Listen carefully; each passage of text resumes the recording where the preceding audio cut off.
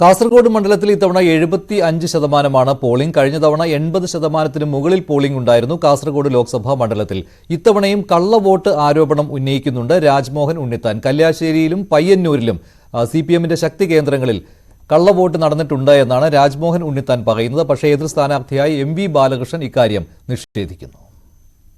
Vote പൂർണ്ണമായിട്ടും ഇടതുപക്ഷ ജനാധിപത്യ മുന്നണി ചെയ്തിട്ടുണ്ട്.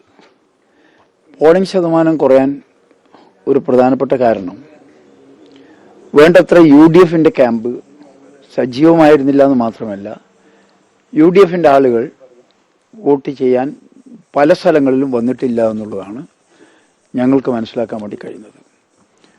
എന്നാൽ LDF ക്യാമ്പുകളിൽ കഴിഞ്ഞ കാലത്തുനിന്നൊക്കെ ഏറെ വ്യത്യസ്തമായി തന്നെ ഇത്തവണ ലോക്സഭാ മണ്ഡലം തിരിച്ചു പിടിക്കണം എന്ന അർത്ഥത്തിൽ തന്നെ ആദ്യന്തം പ്രവർത്തിച്ചതിൻ്റെ ഭാഗമായിട്ട് ഇടതുപക്ഷ ജനാധിപത്യ മുന്നണിയുടെ വോട്ട് പൂർണ്ണമായിട്ടും എല്ലാ മണ്ഡലങ്ങളിലും നല്ലതുപോലെ ചെയ്തിട്ടുണ്ട്.